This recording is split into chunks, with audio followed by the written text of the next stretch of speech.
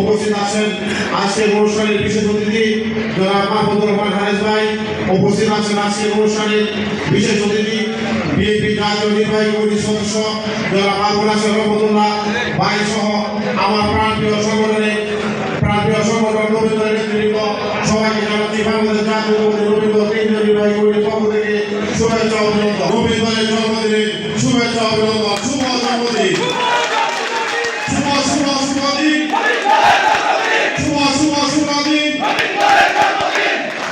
যারা এখানে উপস্থিত হয়েছেন, আমরা জায়গা সম্পাদনের জন্য অল্প পরিসরে বিশেষ করে আমরা 9টি জেলার প্রতিনিধিদেরকে এখানে দাওয়াত করেছি।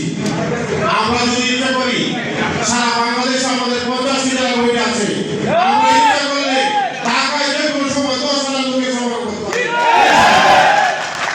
আর এই নবীন দল সুসংগঠিত হওয়ার পিছনে যার অবদান সেই নেতা জয়নুল আবদিন ফারুক সাহেবকে আজকে এই প্রতিষ্ঠা বার্ষিকীতে সেলুট জানাচ্ছি, অভিনন্দন জানাচ্ছি, অভিনন্দন জানাচ্ছি।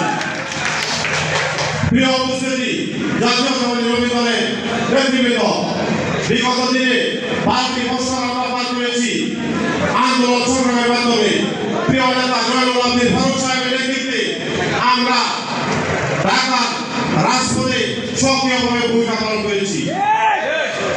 এমনকি বিএনপি চেয়ারপারসন দেশনেত্রী বেগম খালেদা জিয়া যখন কারাগারে, আমরা জাতীয়তাবাদী রবীন্দ্র দল press club, Dhaka reporters unity press ক্লাবের সামনে এবং ঢাকার বিভিন্ন জায়গায় আমরা সর্বোচ্চ ভূমিকা পালন করেছি, যা গুগলে সাক্ষী আছে। এমনকি দেশ কার্যক্রমের বিরুদ্ধে যখন ফরমাইশি রায় হয়, তখন আমরা জাতীয়তাবাদী রবীন্দ্র এক যুগে সারা বাংলাদেশের কর্মসূচি ঘোষণা করেছিলাম।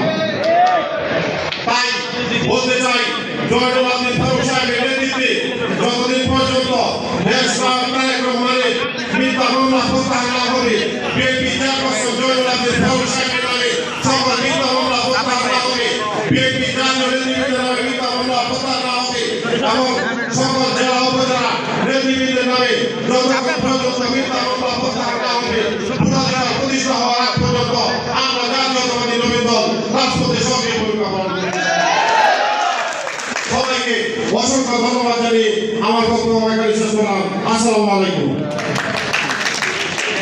এই পর্যায়ে বিএনপি চেয়ারপারসন দেশনেত্রী বেগম খালেদা জিয়া এবং ভারপ্রাপ্ত চেয়ারম্যান দেশনাথ কার্যক্রমের সুস্বাস্থ্য অধিকার কামনা মোনাজাত ও দোয়া পড়াবেন আমাদের জাতীয়তাবাদী রবীন্দ্র দলের ধর্ম বিষয়ক সম্পাদক আলহাজ আবু আলী, মৌলানা আবু আলী।